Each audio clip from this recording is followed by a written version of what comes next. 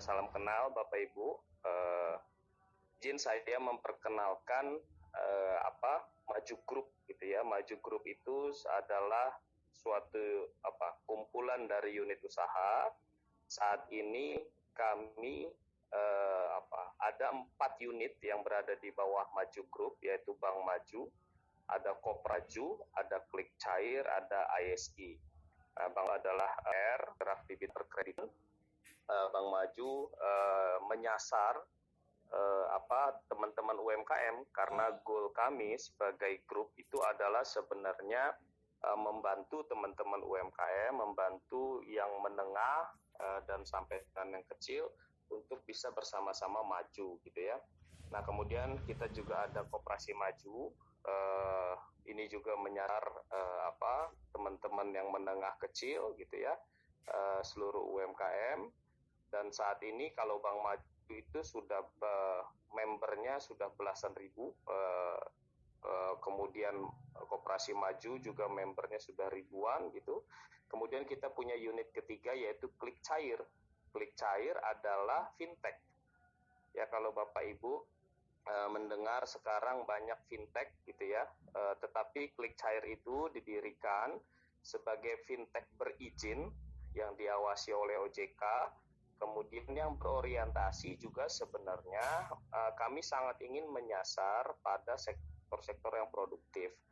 Jadi kenapa Maju Group mendirikan fintech adalah sebenarnya untuk mempermudah teman-teman UMKM, teman-teman usaha menengah dan kecil untuk Untuk bisa mengakses pendanaan, gitu ya, dengan skema yang fair ya, skema yang fair. Nah, lalu yang terakhir adalah unit ISE, Indonesian School of Entrepreneurship. Nah, unit ISE itu sebenarnya didirikan sebagai sebagai jawaban dari Maju Group ini sudah beroperasi dan sudah berkecimpung di dalam pengembangan UMKM sudah sangat lama, sudah bertahun-tahun. Nah, akhirnya kami menyadari bahwa kita butuh satu unit lagi, yaitu unit untuk pengembangan UMKM dari sisi pelatihan, dari sisi pembentukan ekosistem gitu ya. Oleh karenanya didirikanlah ISE, Indonesian School of Entrepreneurship, dan saat ini saya diminta sebagai CEO-nya atau sebagai direkturnya. Nah, Bapak Ibu, pengalaman kami membawa kami pada kesimpulan untuk mengembangkan UMKM itu ternyata nggak cukup 1-2 aspek saja yang kita bantu. Nggak cukup hanya pada misalnya pendanaan. Karena kalau banyak teman-teman UMKM setelah didanai malah bingung mau ngapain. Atau setelah didanai dengan skema kredit misalnya, malah nanti terlilit hutang, bisnisnya tidak membesar. Gitu. Nah, jadi nggak cukup pendanaan saja. Lalu ada juga apakah pemasaran? Ternyata pemasaran saja tidak cukup. Buktinya apa? Buktinya kalau kita teman-teman UMKM masuk ke marketplace, kalah jualan nih sama yang lain gitu. Malah nggak ada Pak, saya nggak ada yang membeli gitu ya. Nah, oleh karenanya butuh pendekatan yang lebih kompleks gitu ya. Pendekatan yang lebih sifatnya terintegrasi. Nah, oleh karenanya kami menginisiasi satu gerakan, namanya Gerakan Ekosistem Wirausaha Maju 2021. Nah, sedikit saya mau menjelaskan, ini sekilas saja saya jelaskan, apa itu Gerakan Ekosistem Wirausaha Maju 2021. Nah, gerakan ekosistem ini sebenarnya adalah bagaimana kita membuat satu ekosistem terintegrasi. Tujuannya untuk apa? Tujuannya untuk membantu teman-teman UMKM mendapatkan environment, mendapatkan lingkungan, mendapatkan daya dukung yang tepat, gitu ya. Karena saya cukup yakin nih teman-teman, misalnya sudah mendapat pendanaan, tapi kalau nggak didampingi, kesulitan juga. Atau misalnya mau masuk ke market yang lebih luas, mau masuk marketplace, tapi nggak tahu bagaimana bikin packaging, bagaimana bikin produk yang baik. Nah, kadang-kadang juga sudah pemasarannya sudah bagus, tapi belum ada izin, gitu ya. Semua sudah bagus, tapi pendanaannya tidak ada, gitu. Nah, oleh karenanya kita membutuhkan pendekatan yang sifatnya ekosistem.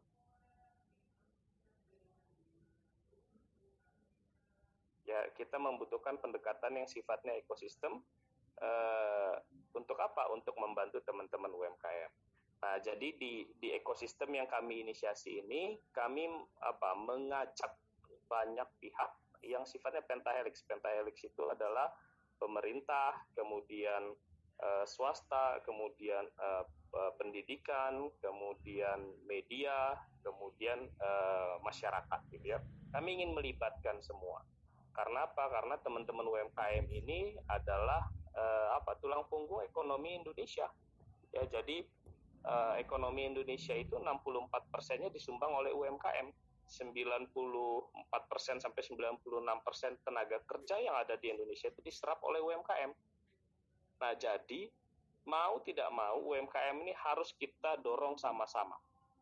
Ya, kalau kita mau maju, kalau ekonomi kita mau maju, UMKM harus kita dorong bersama-sama. Nah, oleh karenanya ini kami membangun ekosistem dengan 5 pilar tadi. Pilar pelatihan dan pendampingan, pasar dan pemasaran, pendanaan, legalitas, dan rantai nilai. Di pilar pelatihan dan pendampingan kami melakukan pelatihan. Nah, pelatihan, tapi bukan cuma pelatihan, pendampingan juga dilakukan. Jadi kita punya 8 topik dan puluhan banyak. Setiap seperti saat ini, kita selalu memberikan tambahan-tambahan pengetahuan yang dilakukan minimal 1 bulan 1 kali. Ya, jadi kita ada pelatihan dan didampingi. Kita punya modul yang yang harus dikerjakan oleh teman-teman UMKM supaya progresnya itu terstruktur. Kemudian ada pasar dan pemasaran bersama. Jadi teman-teman UMKM di dalam ekosistem, kita sering menyebutnya ekosistem ini Gema UMKM ya. Di dalam ekosistem Gema UMKM saat ini sudah melakukan pemasaran bersama. Ya, sudah lebih dari 30 UMKM yang masuk pemasaran bersama. Yang ikut pelatihan dan pendampingan itu total sudah lebih dari 180 UMKM sekarang yang berada di dalam ekosistem kita. Nah, lalu kita melakukan pendanaan. Ya, pendanaan ini melalui skema kredit dengan dengan bunga yang wajar gitu ya, atau dengan skema yang wajar. Karena kita juga didukung oleh pemerintah. Nah, kemudian berikutnya adalah legalitas. Ya, legalitasnya salah satu yang kita lakukan adalah hari ini. Hari ini adalah bagian salah satu upaya kami mendorong legalitas teman-teman UMKM. Legalitas bidang apa? Di bidang izin edar. Terutama kemarin kita dengar banyak isu bahwa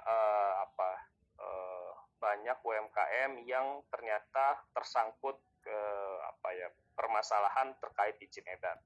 Oleh karenanya saat ini kita bekerja sama dengan Balai Besar BPOM gitu ya, untuk mengadakan acara ini hingga semuanya bisa teman-teman UMKM itu bisa clear apa sih yang terjadi dan bagaimana cara mengurusnya gitu.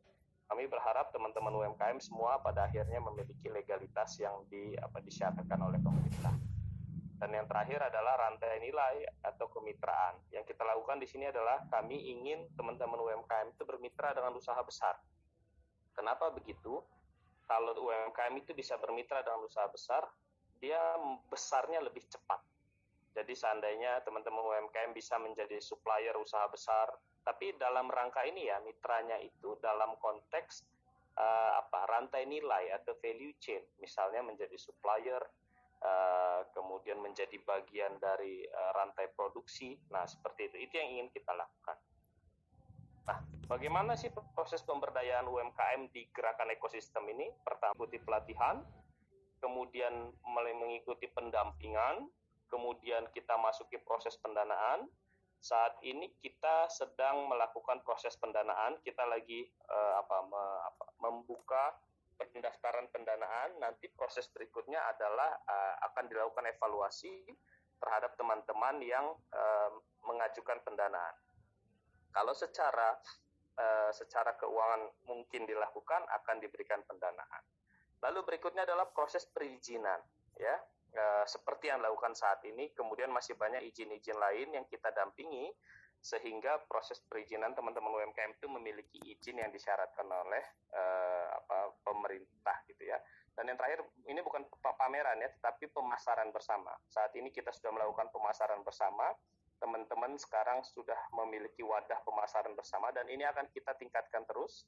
Kami punya rencana untuk membangun suatu koperasi baru yang goalnya adalah proses dan akan terus bertambah, ini angka-angkanya.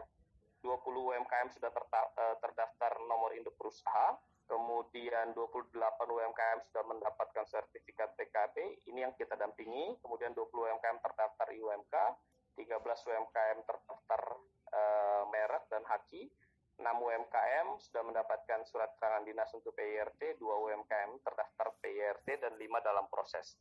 Dan ini baru batch pertama atau angkatan pertama. Nanti akan ada angkatan-angkatan berikutnya hingga UMKM terus dipersiapkan supaya mendapatkan izin-izin yang diperlukan, gitu ya. Jadi kita akan dampingi teman-teman UMKM hingga teman-teman UMKM itu bisa bersama-sama mendapatkan izin. Nah, Bapak Ibu, sekaligus di acara ini saya juga ingin mengundang Bapak Ibu pada acara puncak Gerakan Ekosistem Wirausaha Maju 2021. Itu akan dilakukan pada tanggal 11 dan 12 Desember 2021. Nanti akan banyak acara, kemudian kami juga akan melaporkan apa yang sudah kita lakukan kepada publik, dan kami berharap apa yang kita lakukan di gerakan ekosistem ini bisa diduplikasi atau bisa menjadi pembelajaran bersama. Hingga harapannya nanti banyak pihak yang mau juga membuat ekosistem-ekosistem sejenis. Dan banyak pihak yang sekarang mulai merasa bahwa pendekatan pembangunan UMKM itu harus melakukan pendekatan ekosistem. Jadi bukan pendekatan yang bersifat parsial, pendanaan saja, pemasaran saja, enggak. Tapi harus secara menyeluruh dan sifatnya terintegrasi dalam ekosistem. Kurang lebih itu yang bisa saya sampaikan Bapak Ibu. Sekali lagi saya mengundang Bapak Ibu nanti pada tanggal 11 sampai 12 Desember 2021. Tolong Bapak Ibu tetap dalam kami akan informasikan. Jadi nanti kalau ada absensi tolong masukkan juga nomor HP Bapak Ibu hingga Bapak Ibu bisa keep up to date ya dengan apa yang kita lakukan. Dan tahun depan kita akan lakukan lagi Gerakan Ekosistem Wirausaha Maju 2022, dan kami membuka bahkan lebih besar ini kepada publik supaya masuk ke dalam ekosistem kita. Saat ini semua yang ada di dalam ekosistem kita terus berjalan, selalu ada setiap hari value-value yang diberikan, kami yang memberikan atau antar anggota gitu memberikan. Dan ekosistem ini adalah ekosistem yang sifatnya ekosistem yang milik bersama lah gitu. Jadi ini milik teman-teman UMKM, kita menginisiasi dan kami berharap ini nanti menjadi suatu gerakan yang lebih besar pada saat.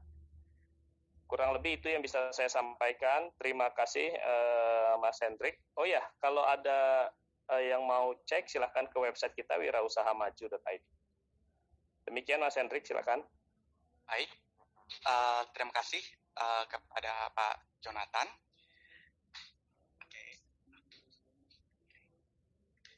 Oke, terima kasih kepada Pak Jonathan sudah memperkenalkan apa itu Maju Group dan juga gerakan ekosistem wirausaha maju atau kami singkat dengan Gema UMKM.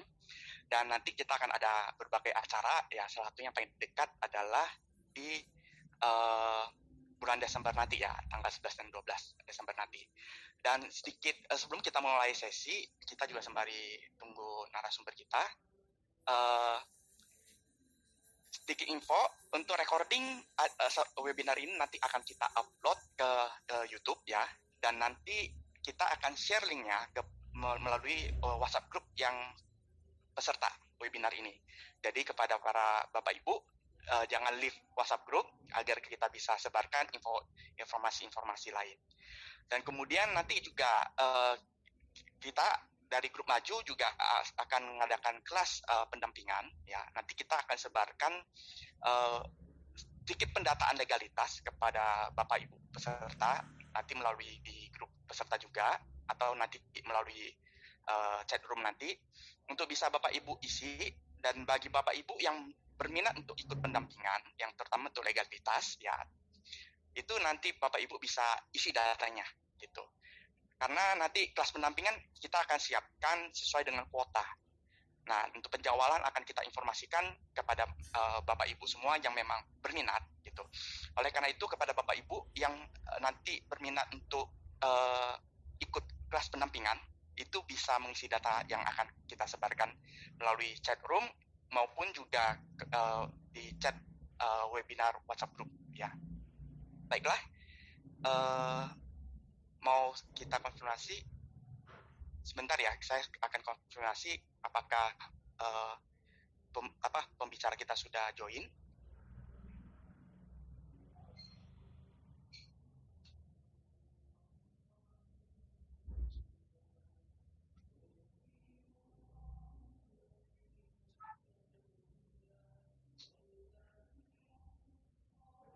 Baik, kepada Bapak Ibu yang ingin join pendampingan nanti bisa isi datanya ya. Mungkin teman-teman panitia bisa bantu share link pendataan legalitasnya itu bisa di chat room sama WhatsApp group.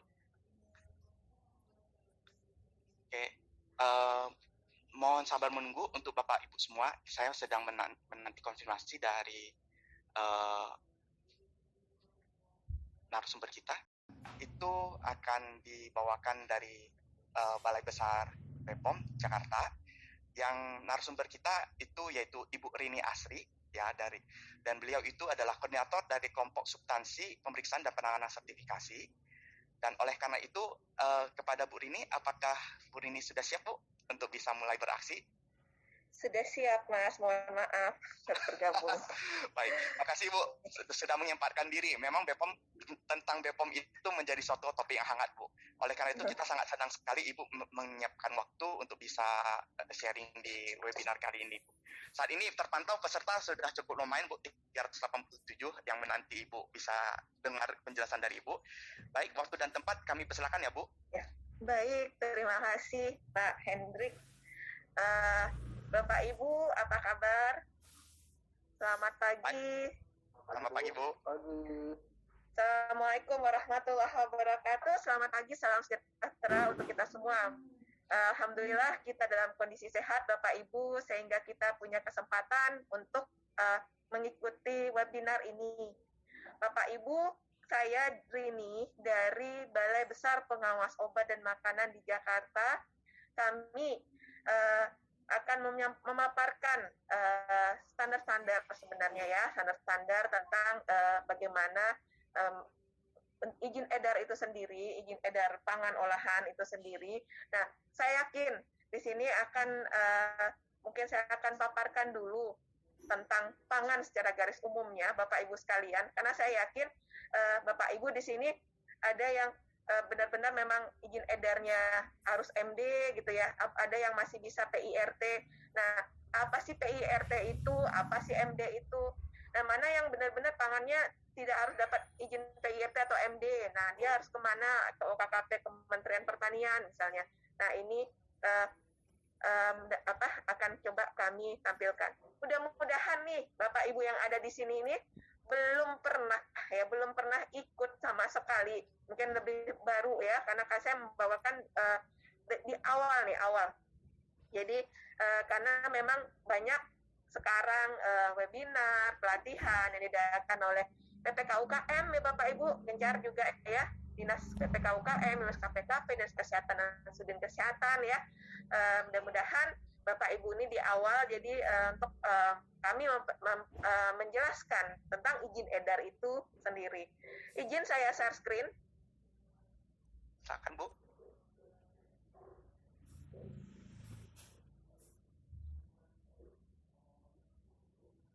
Share screen saya apakah sudah terlihat? Sedang proses Bu. Posisi masih belum full screen Bu, tapi bahannya sudah terlihat. Sudah terlihat ya? Belum saya. Oke, sudahkah? Oh, posisi masih sama. Oh, sudah full screen Bu. Makasih. Oke, baik. Terima kasih Bapak Ibu.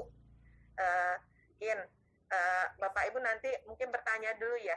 Itu Badan POM, apa itu Balai Besar POM ya? Badan POM itu adalah Badan Pengawas Obat dan Makanan, dan kami saya ini itu ada Balai Besar POM di Jakarta, maksudnya sebagai UPT-nya Badan POM untuk wilayah DKI Jakarta. Jadi catchment area kami adalah wilayah Provinsi DKI Jakarta. Jadi nanti kalau Bapak Ibu mau konsultasi, kalau Bapak Ibu berada di wilayah DKI Jakarta yang wilayah Jakarta Barat, Jakarta Timur, Utara, Selatan, Pusat ya, kemudian Kepulauan Seribu. Nah di 6 wilayah tersebut nanti dengan kami Balai Besar POM di Jakarta. Nah, bagaimana nanti kalau Bapak Ibu yang ada di ini kayak kantor kami Balai Besar POM di Jakarta. Ini kantornya di Cilangkap, Bapak Ibu. Nah, Cilangkap itu bergerak 1 kilometer aja sedikit arah timur kali ya. Itu sudah Kabupaten Bogor, ada Kabupaten Bekasi ya.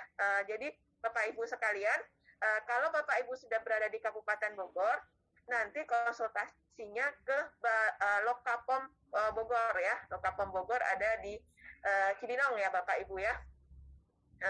Kemudian bagaimana kalau Bapak Ibu ada di Tangsel, Tangerang Selatan itu. Kalau Tangerang Selatan itu Bapak Ibu ke Balai Besar POM di Serang ya, Balai Besar POM di Serang.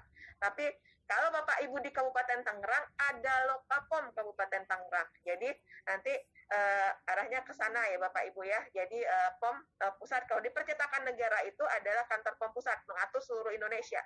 Sementara untuk per wilayah kami ada UPT-UPT-nya. Oke.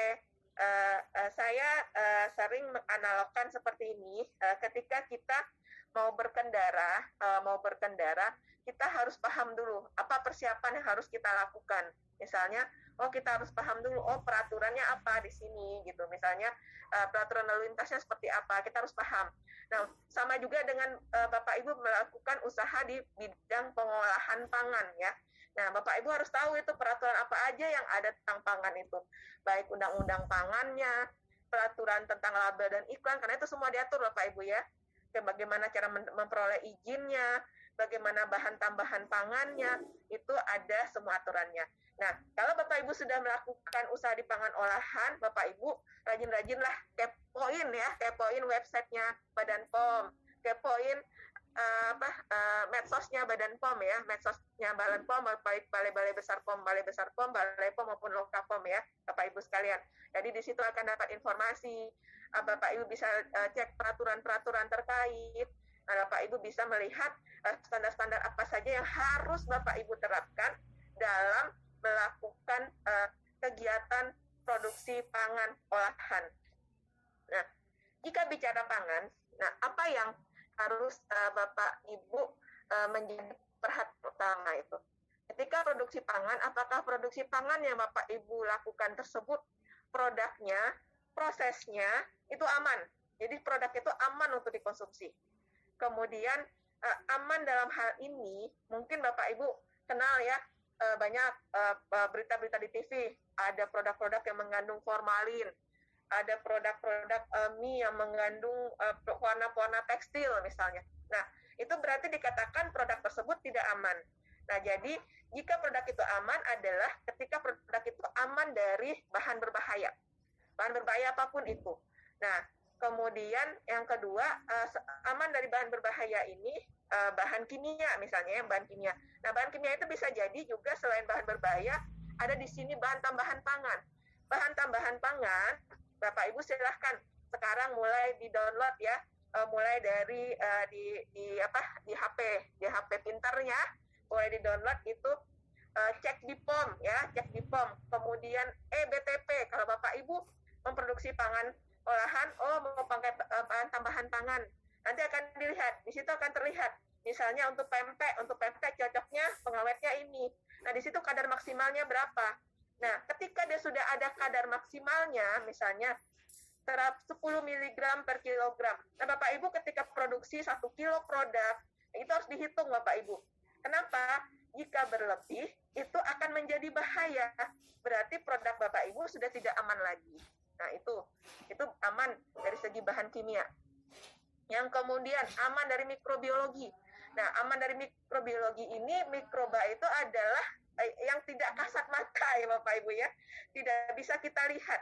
Kita merasa bersih, tapi belum tentu bersih Bapak Ibu.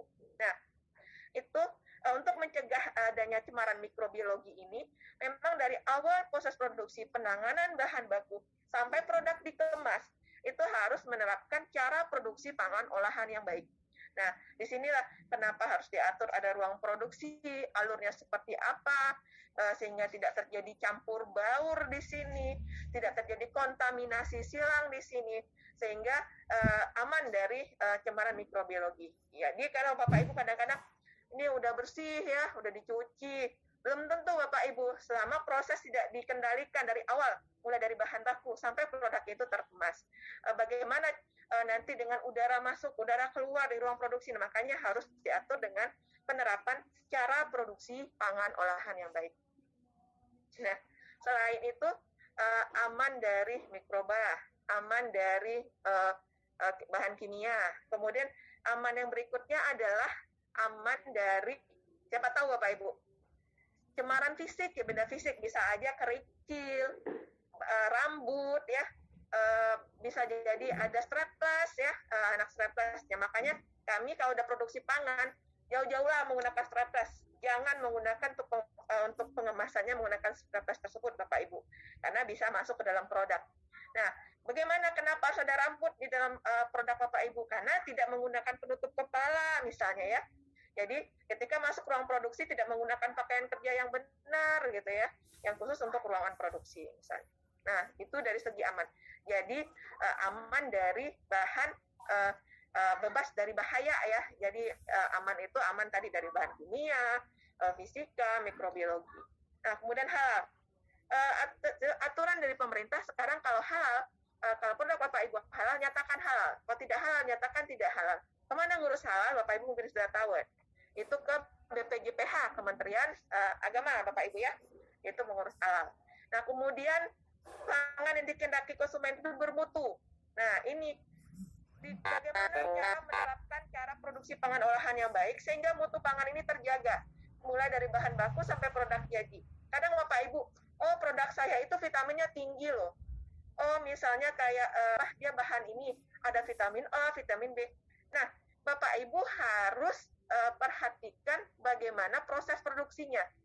Jadi kadang-kadang ketika Bapak Ibu nggak sadar memang bahan bakunya ini mengandung vitamin A, vitamin B, kemudian zat gizi A, zat gizi B.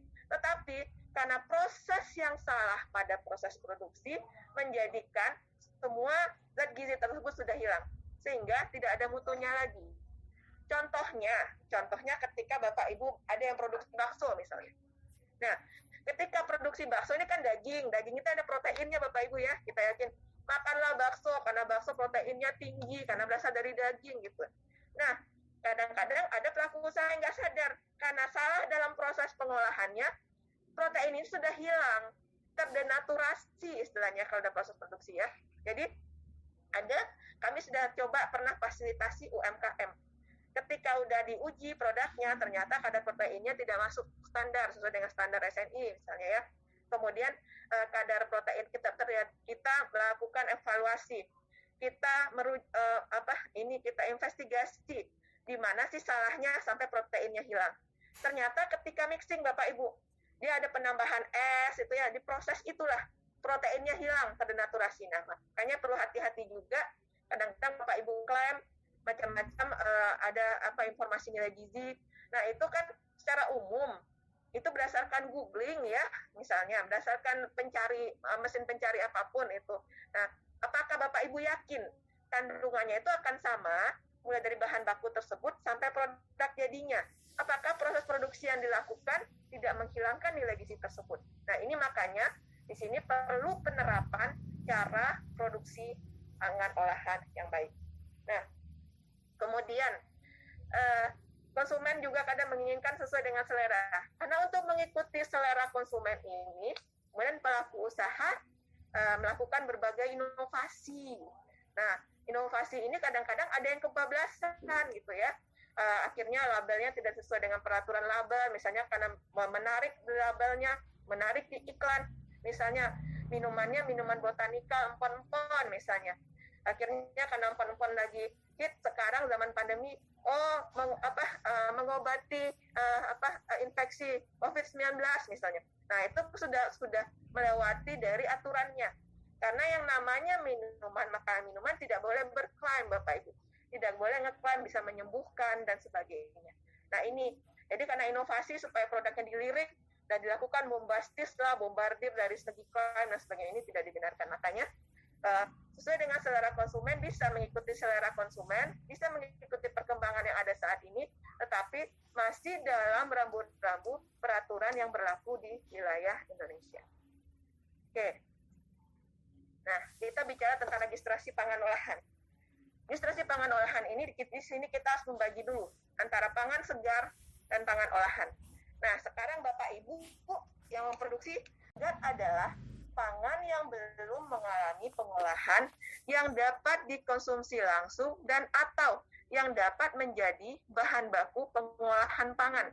Nah, contohnya, apakah masih bisa disebut pangan segar? Misalnya merica Bapak Ibu serbukan.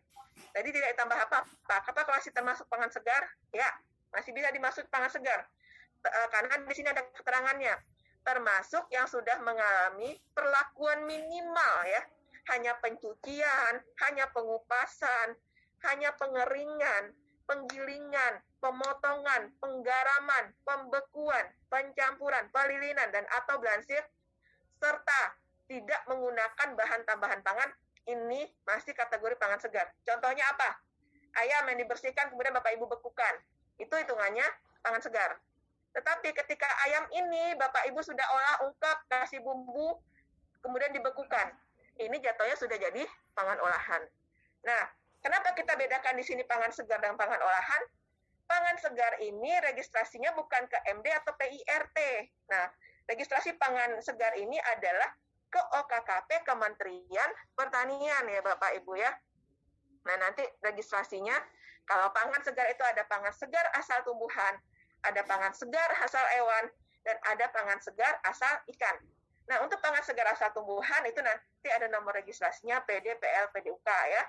Pangan segar asal hewan ada PD, PHI, dan pangan segar asal ikan. Nah, kalau untuk DKI Jakarta, untuk pangan segar asal tumbuhan itu Bapak Ibu bisa datang ke Cibubur ya. Di situ ada salah satu UPT-nya Dinas KPKP ya, Bapak Ibu. Nah, sekarang kita bicara selain pangan segar ada pangan olahan. Nah, di sini pangan olahan sejogjanya semuanya memang terregistrasi untuk menjadi registrasinya di Badan POM, registrasinya MD. Baik itu yang produksi dalam negeri itu MD, impor dari luar negeri itu ML ya. Nah, tetapi untuk yang risiko yang menengah rendah, yang sangat rendah, itu yang sesuai dengan Perbepom 22 tahun 2018, itu registrasinya PIRT Bapak Ibu ya. Nah, kita lihat di sini. Contoh pangan segar, kita masuk lagi ke pangan segar ya. Pangan segar itu, nah ini awal Bapak Ibu ya. Nanti Bapak Ibu akan lihat sendiri produknya itu diklasifikasikan. Jadi saya apakah harus ke BPOM registrasinya atau cukup ke PIRT melewati PTSP misalnya, atau saya malah ke OKKP Kementerian Pertanian. Nah, di sini Bapak Ibu coba lihat. Nah, contohnya ya, pangan segar asal tumbuhan itu seperti kurma, kopra biji, lada, kemudian sayuran segar, biji kopi segar, sayuran kering. Nah, terus kalau untuk pangan segar asal hewan, contohnya susu segar ya, karkas daging beku, telur asin mentah, sarang burung walet, madu murni ya. Kemudian kalau yang hasil ikan segar, ulat yang difilet dan sebagainya yang dibekukan. Nah, kecuali kalau ikan tersebut sudah dibumbui, kemudian siap tinggal dipanaskan di microwave, jadilah produk ini bukan pangan segar lagi jatuhnya. Jadi dia adalah pangan olahan. Nah, Bapak Ibu, kemudian tadi pangan olahan. Nah, untuk pangan olahan mana yang bisa PIRT? Nanti kita akan bahas di bawah. Yang bisa PIRT itu sesuai dengan Perbepom 22 tahun 2018 ya. Kemudian kalau untuk MD, semua produk bisa MD. Semua produk. Bapak Ibu sekarang punya, saya PIRT nih. Pada produknya sebenarnya cuma keripik. Tapi Bapak Ibu mau MD, silakan, boleh. Nggak akan ditolak di Badan POM. Karena sejogjanya memang semua produk itu harusnya MD. Tapi kan karena MD itu ada syaratnya Bapak Ibu. Diproduksi terpisah dari dapur rumah tinggal. Kita lanjut ke bawah tadi ya. Nih, registrasinya pangan segar. Kita lihat, kalau registrasi MD itu 5 tahun, PIRT itu juga 5 tahun ya, Bapak Ibu. Nah, jadi untuk izin edar, memang produk untuk pangan olahan ini yang diedarkan di wilayah Indonesia sesuai dengan Undang-Undang Nomor 18 Tahun 2012 memang wajib memiliki izin edar. Nah, ini tadi PIRT keluarnya seperti apa ya, sebelah di kanan nih PIRT. Kalau MD keluarnya sebelah kiri ya, contoh sertifikat izin edarnya. Nah, apa sih yang membedakan antara PIRT dan MD? Kalau PIRT itu tempat usahanya di tempat tinggal. Pangan olahan yang diproduksi secara manual dan semi otomatis. Kemudian jenisnya nanti kita bahas di bawah sesuai dengan Perbepom 22 tahun 2018. Kalau MD, lokasi tempat mengolah pangannya bukan lagi di dapur rumah tinggal. Boleh di rumah tinggal, tetapi tidak di dapur rumah tinggal. Sudah tersendiri. Mungkin satu kamarnya yang dikorbankan ya untuk menjadi tempat produksi, atau ada satu ruangan di rumahnya. Nah, ini yang nanti kita atur alur proses produksinya, alur bagaimana izin sanitasi karyawan, alur bagaimana masuknya bahan baku, kemudian alur keluarnya produk jadi seperti apa, sehingga tidak saling mengkontaminasi. Nah, Bapak Ibu sekalian, nah untuk peraturan teknis tentang izin edar MDML itu ada di Perbepom 27 tahun 2017 tentang pendaftaran pangan olahan. Nah, ini untuk PIRT apa saja Bapak Ibu yang bisa PIRT? Contohnya hasil olahan daging kering, bisa itu abon sapi, dendeng, bisa PIRT. Hasil olahan ikan kering, keripik ikan, ikan asin, kering. Nah, di sini kata-katanya banyak kering Bapak Ibu ya. Kenapa? Ketika dia kering itu risikonya udah rendah Bapak Ibu. Karena bakteri tidak gampang tumbuh di produk yang kering. Ketika dia sudah basah, itu bakteri gampang tumbuh. Makanya tidak bisa lagi bercampur dengan dapur rumah tinggal. Perlu proses pengolahan yang khusus. Perlu proses penanganan dengan cara produksi pangan olahan yang khusus untuk MD. Sehingga nanti produknya tadi aman ya. Tidak ada bakterinya, tidak ada bahan berbahaya atau bahan kimia yang melebihi, atau bahan tambahan pangan yang melebihi batas yang diizinkan. Nah, contohnya lagi adalah hasil olahan unggas kering, abon ayam. Hasil olahan sayur, keripik bayam, keripik jamur. Kemudian hasil olahan kelapa, contohnya serundeng. Tepung dan hasil olahannya, snack, makanan ringan. Minyak dan lemak, minyak zaitun, minyak salad. Selai, jeli, dan sejenisnya, selai buah, jeli, dan agar. Gula, kembang gula, madu, sirup fruktosa, sirup jagung. Kopi dan teh kering, kopi bubuk, serbuk teh, bumbu kering, bumbu pecel, rempah-rempah, bumbu ketumbar yang sudah dalam olahan ya, tapi kalau ketumbarnya aja bisa ke OKKP Kementerian Pertanian. Minuman serbuk ya, serbuk jahe misalnya. Hasil olahan buah, manisan buah, kismis, dan hasil olahan biji-bijian kacang itu kuaci, sukro. Nah, ini bisa PIRT sesuai dengan Perbepom 22 tahun 2018. Nah, Bapak Ibu, izin edar MD ML ya. Kalau MD ada 12 digit yang mengikutinya. Nah, oke. Jadi ada pangan-pangan yang wajib daftar di Badan POM. Jenis pangannya adalah pangan olahan yang dijual dalam kemasan eceran, Bapak Ibu ya. Kemudian pangan fortifikasi. Nah, ini pangan fortifikasi itu apa Bapak Ibu? Ada penambahan zat-zat gizi tertentu pada produk pangan. Misalnya tepung terigu. Tepung terigu disengaja ditambahkan vitamin B. Atau produk pangan ini awalnya mengandung vitamin apa gitu. Tetapi dalam perjalanan waktu ini tidak terdeteksi lagi di produk akhir. Akhirnya sengaja ditambahkan ke produk tersebut. Nah, itu pangan fortifikasi. Contohnya lagi apa? Garam ya, ditambahin iodium, fortifikasi, Bapak Ibu sekalian ya. Kemudian minyak goreng sawit, ditambahkan vitamin A misalnya. Kemudian, yang wajib lagi daftar di Badan POM itu pangan wajib SNI. Yang wajib SNI seperti apa? Air minum dalam kemasan, ya, tuna dalam kaleng, sarden dan makanan dalam kaleng, kemudian kopi instan. Nanti kadang-kadang kopi instan katanya serbuk bubuk boleh di PIRT, nggak bisa kalau kopi instan. Kalau bubuk kopi itu boleh PIRT. Tetapi kalau dia menjadi kopi instan itu karena dia sudah harus memenuhi standar SNI, dia harus MD, Bapak Ibu sekalian. Kemudian pangan program pemerintah, ya. Kemudian pangan yang ditujukan untuk uji pasar. Kemudian bahan tambahan pangan. Nah, bahan tambahan pangan dalam hal ini ada pengawet, ada pemanis, ada pewarna. Ketika Bapak Ibu dapatkan izin edarnya PIRT, berarti itu sudah menyalahi ketentuan. Jadi bahan tambahan pangan itu registrasinya harus MD. Nah, pangan olahan yang tidak wajib memiliki izin edar Badan POM dan izin produksi SPP IRT. Pertama, masa simpan kurang dari 7 hari, itu tidak wajib izin edar. Contohnya apa? Contohnya roti-roti ya, yang bakery-bakery yang jual roti, paling umur simpannya 3 hari, itu sebenarnya tidak wajib izin edar. Tetapi ada beberapa pelaku usaha, karena untuk menambah nilai jual produknya, walaupun umur simpan produknya di bawah 7 hari, tetap diregistrasikan. Nah, ini tetap bisa Bapak Ibu ya. Tapi tidak wajib daftar.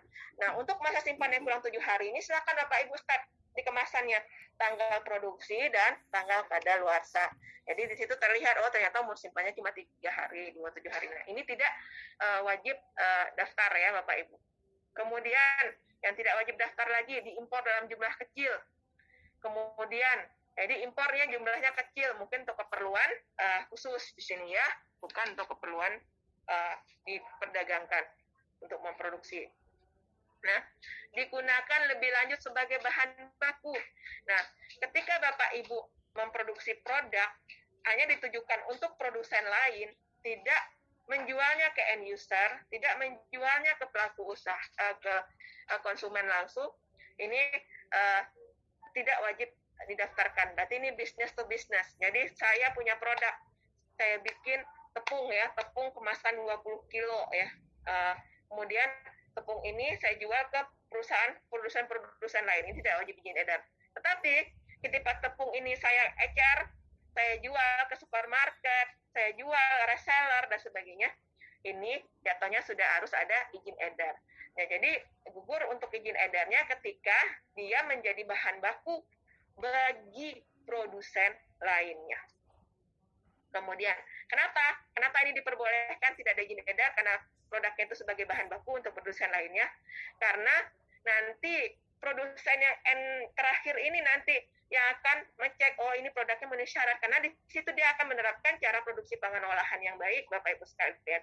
Nanti akan ketahuan, oh bahan bakunya bagus apa enggak, dan sebagainya. Jadi tanggung jawab ada di produsen yang terakhir ya, yang langsung mengecer produknya langsung ke konsumen.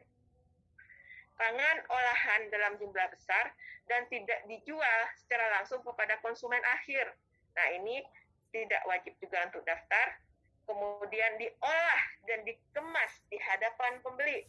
Misalnya sekarang banyak minuman tuh ya, minuman kopi, minuman teh, kemudian minuman kopi ditambahin gula aren. Saya mau minta, Pak, saya mau kopi rasa gula aren. Terus dimix, dibuat di depan saya, kemudian dikemas, kemudian saya minum atau saya bawa pulang.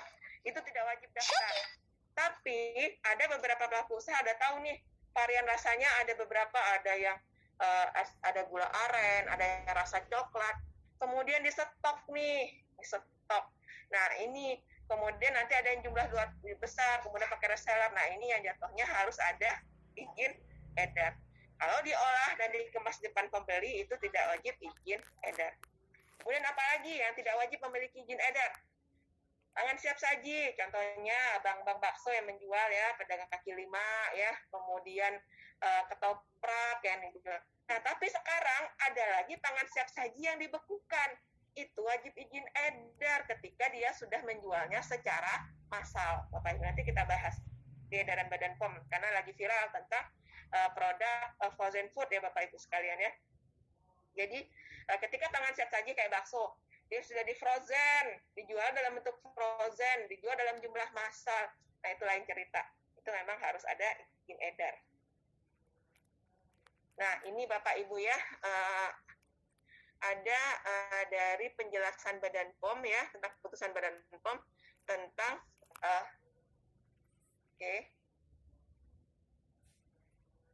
sorry, geser dia.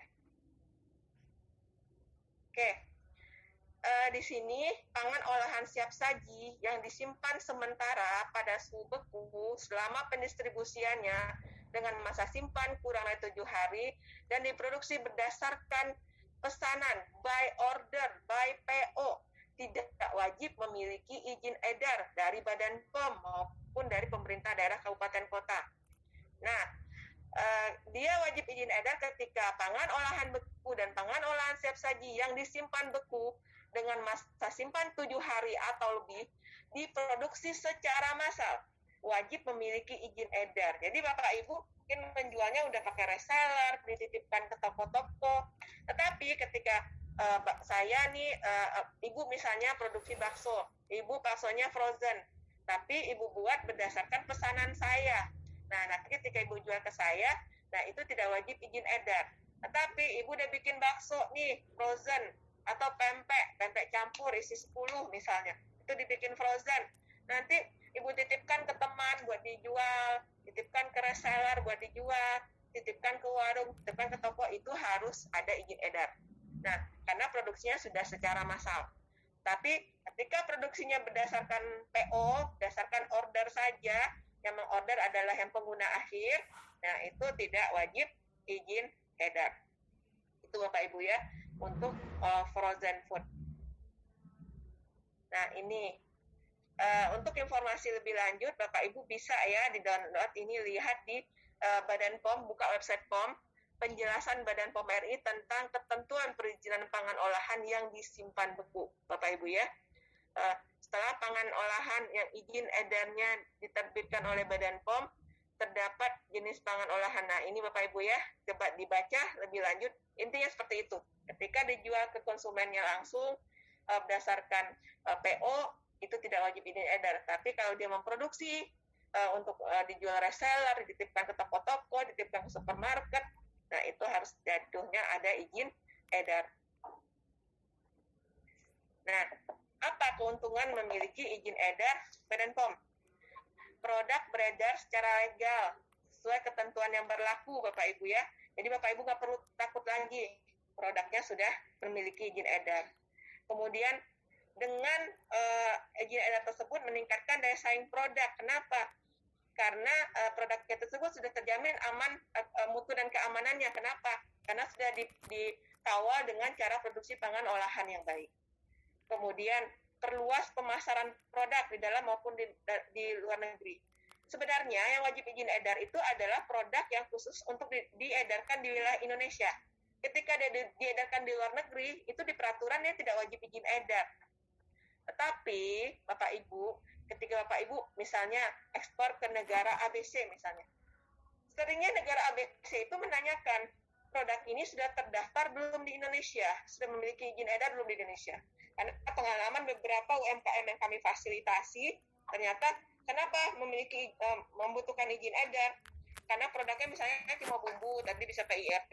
Karena di tujuan ekspornya tersebut, dia minta MD-nya di Indonesia sudah ada apa belum? Akhirnya mereka ngurus MD-nya. Karena permintaan dari negara tujuan sana. Karena mereka mungkin negara tujuan itu juga percaya ya, kalau sudah MD berarti ini sudah ada pengawalan di awal ya, sudah ada memproduksi cara produksi pangan olahan yang baik, sudah ada hasil uji dan sebagainya. Kemudian produk memenuhi persyaratan keamanan mutu dan gizi. Kenapa? Karena itu diproses dengan cara produksi pangan olahan yang baik tadi.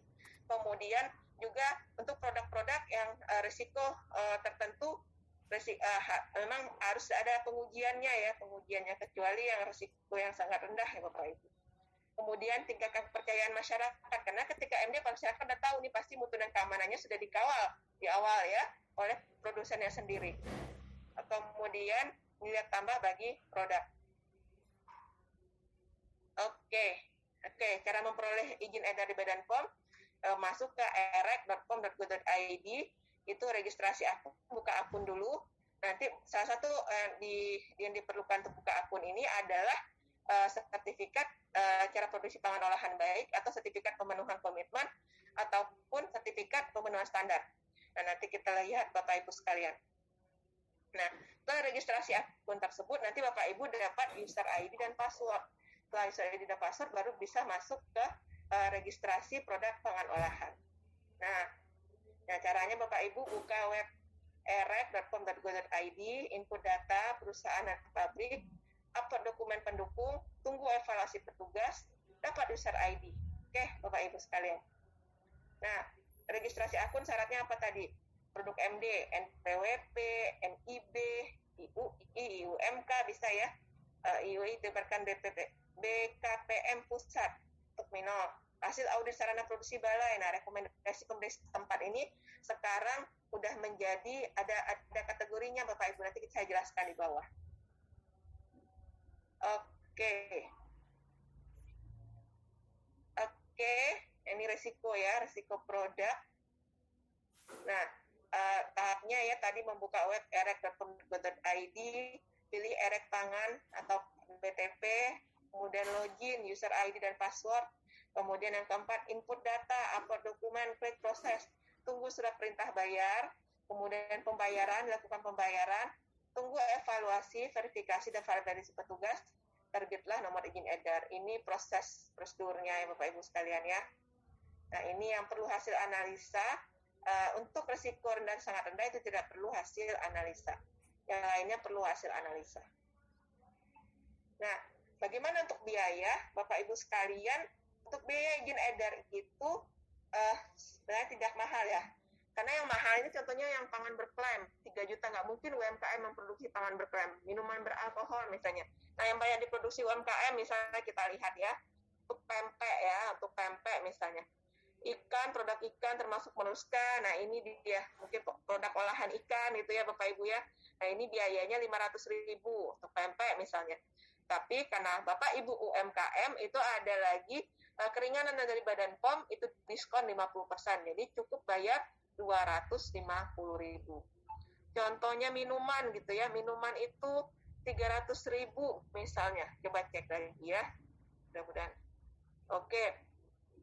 Begitu ya Bapak Ibu ya. Jadi nggak mahal sebenarnya biaya registrasi pangan itu. Nah, diskon 50% untuk UMKM, metode pembayaran dibayarkan langsung ke bank Bapak Ibu ya.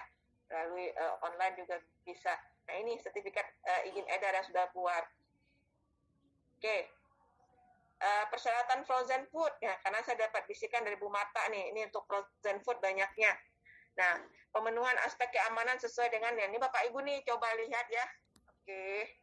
Nah, Bapak Ibu bisa screenshot ini ya. Peraturan ini harus Bapak Ibu dalami. Bapak Ibu memproduksi frozen food. Peraturan Badan POM nomor 13 tahun 2019 tentang batas maksimal cemaran mikroba dalam pangan olahan. Peraturan Badan POM nomor 5 2018 tentang batas maksimal cemaran logam berat dalam pangan olahan. Peraturan Badan POM nomor 8 2018 tentang batas maksimal cemaran kimia dalam pangan olahan. Kemudian Peraturan Badan POM nomor 11 tahun 2019 tentang bahan tambahan pangan. Kemudian Peraturan Badan POM nomor 20 2019 tentang kemasan pangan. Kemudian pemenuhan aspek mutu sesuai dengan Peraturan Badan POM nomor 34 tahun 2019 tentang kategori pangan. Kemudian Peraturan BPOM nomor 31 2018 tentang label pangan olahan. Karena label ini ada syaratnya Bapak Ibu ya. Untuk pemenuhan aspek gizi sesuai dengan Per-BPOM nomor 22 2019 tentang informasi nilai gizi ya. Nah, informasi nilai gizi ini untuk BPOM 42 kalau nggak salah ya, 42 jenis itu sudah ada di Per-BPOM ini. Bapak Ibu coba lihat. Tinggal Bapak Ibu ambil apakah produk pangan Bapak Ibu ada di sana kategorinya. Kalau nggak ada berarti memang Bapak Ibu harus melakukan uji untuk mengetahui informasi nilai gizi tersebut. Kemudian Per-BPOM nomor 13 2016 tentang pengawasan klaim pada label dan iklan pangan olahan. Kemudian Per-BPOM nomor 16 tahun 2020 tentang pencantuman informasi nilai gizi untuk pangan olahan yang diproduksi oleh usaha mikro dan usaha kecil Bapak Ibu ya. Ini ada Per-BPOM terbarunya. Nah, kategori pangan ya. Oke, sorry. Oke.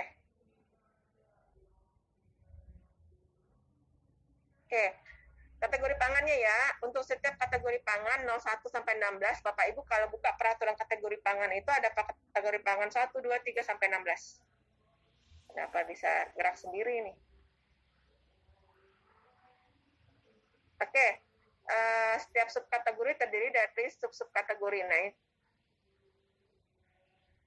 maaf, ini saya dibagi.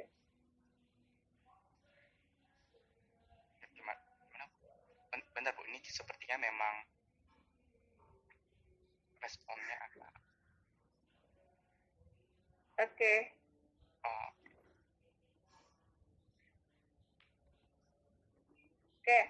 Oke, Bapak Ibu ya, itu yang subkategori pangan ya, Bapak Ibu ya, subkategorinya.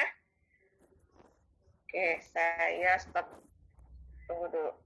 Oke, begini saja. Oke, nggak slideshow ya. Setiap kategori pangan ya. Nah, contohnya daging dan produk daging termasuk daging unggas, daging hewan buruan. Nah, ini kategori pangannya Bapak Ibu ya. Nah, kemudian produk-produk olahan daging yang dihaluskan, misalnya ini frozen food ya, rata-rata ini ya, misalnya frozen foodnya apa, chicken nugget gitu ya, yang produk-produk olahan daging yang dihaluskan. Subkategorinya lagi daging unggas dan daging hewan buruan yang dihaluskan dan diolah dengan perlakuan panas misalnya. Oke, ini Bapak Ibu, saya slide lagi ya. Nah, Bapak Ibu harus lihat peraturan Kepala Badan Nomor 13 2019 tentang batas maksimal cemaran mikroba dalam pangan olahan. Maaf MC, waktu saya sampai jam berapa ya Bapak Hendrik? Sampai jam 11 Bu kita. Sampai jam 11 itu termasuk tanya jawab ya? Oh enggak Bu, nanti pertanyaan jawab nanti kira-kira kita sampai jam 12 itu durasi 45 menit perkiraan kita. Oke. Nah, ini peraturannya Peraturan Kepala Badan POM nomor 13 tahun 2019 tentang batas maksimal cemaran mikroba dalam pangan olahan. Nah, itu kategori pangannya di sini Bapak Ibu ya. Nah, ini cemaran mikrobanya apa saja. Nah, ini memang harus diuji ya, diuji di laboratorium. Misalnya, jadi harus ada parameter uji ini harus ada ALT, Enterobacteriaceae, Staphylococcus aureus, dan Salmonella. Nah, ini untuk daging unggas dan daging hewan buruan yang dihaluskan. Nanti untuk kategori pangan ini yang harus diuji produknya ini. Nah, ini standar. Nah, standarnya, ini metodenya ya. Nah, Bapak Ibu kemana bisa mengujikannya? Bisa ke laboratorium terakreditasi. Jadi yang diuji ini yang wajib diuji ya. Kemudian nanti nggak semua ini, nanti kita lihat lagi di IREC, Bapak Ibu bisa lihat di sana yang benar-benar mikroba patogen yang diuji untuk premarket. Kemudian batas cemaran logam berat ya, contohnya. Nah, ini logam beratnya AS, PB, ya, HG, CD. Nah, ini batas-batasnya ya, Bapak Ibu ya. Nah, ini Bapak Ibu ketika mengujikan produknya, jika produknya standarnya sudah masuk, ini yang memenuhi syarat bisa lanjut registrasi pangan olahan. Jika tidak, itu harus dilakukan pengujian. Bapak Ibu lihat, masalahnya di mana gitu ya, harus dilakukan analisis ya, dilakukan investigasi penyebabnya apa, sehingga ada kandungan AS-nya yang tinggi, atau PB-nya yang tinggi, atau HG ya, HG merkuri yang tinggi, atau CD kadmium yang tinggi. Nah, ini jika penggunaan BTP diatur pada nomor subkategori, maka penggunaan BTP tersebut juga diizinkan pada subkategori dan subkategori pangan lainnya ya. Misal ini ketika Bapak Ibu menggunakan pengawet ya misalnya. Nah, tahapan memperoleh NIE itu sendiri. Tadi kita kenal ada PSB di awal. Nah, sekarang sudah nggak PSB lagi. Nanti saya jelaskan ya prosesnya. Karena sudah langsung masuk sertifikasi Badan POM. Nanti Bapak Ibu pilih CPPOB ya, di sertifikasi CPPOB. Nah, di situ nanti tergantung kategori risiko produknya. Kalau risiko produknya menengah rendah, itu cukup pemenuhan komitmen. Kemudian kalau dia menengah tinggi, dia harus memenuhi standar. Kalau dia tinggi, dia harus dilakukan audit lengkap. Jadi tahapan pertamanya adalah Bapak Ibu mendapatkan sertifikat itu dulu di sertifikasi Badan POM. Nah, baik itu pemenuhan standar, pemenuhan komitmen, pemenuhan standar maupun sertifikat CPPOB. Nah, ini yang dijadikan dasar ketika Bapak Ibu membuka akun di IREX. Salah satu yang diminta adalah di sini. Tadi kan PSB, ini sekarang sudah tidak ada PSB. Tidak semua yang harus diperiksa dulu di awal. Hanya untuk yang resiko tinggi Bapak Ibu ya. Produk-produk yang risiko tinggi. Nah, registrasi akun. Nah, di sini registrasi produk. Baru nanti keluar NIE. Nah, ketika kita di penerapan cara produksi pangan olahan yang baik ini, yang dikehendaki adalah CPPOB ini. Tujuan CPPOB itu adalah menghasilkan pangan yang layak, bermutu, aman dikonsumsi, dan sesuai dengan tuntutan konsumen, baik konsumen domestik maupun internasional. Nah, oke, tadi mencegah cemaran ya, cemaran biologis, kimia, benda lain, mematikan atau mencegah zat ternik dan mengendalikan proses produksi. Nanti kita bicara tentang standar ruang produksi. Saya akan share dulu untuk prosedur tadi ya. Oke.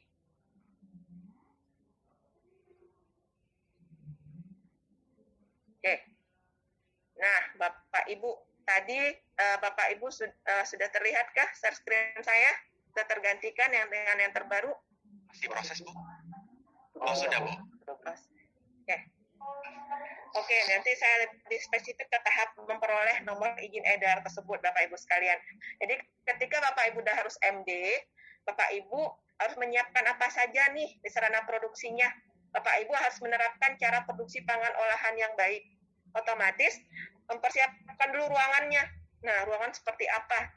Ya, jadi ini ya, langkah-langkah mendapatkan izin edar. Nah, sebelum Bapak Ibu masuk ke sertifikasi CPPOB tadi, Bapak Ibu harus mempersiapkan dulu bangunannya. Nah, diskusi dulu kan denah bangunannya, bisa ke balai setempat, ke Lokakom setempat. Jangan melakukan renovasi apapun dulu, diskusikan dulu denah bangunannya. Nah, Bapak Ibu dapat gambaran, oh denah bangunannya sudah boleh seperti ini, baru lakukan renovasi ya Bapak Ibu. Nah, setelah itu Bapak Ibu baru menyiapkan dokumentasi.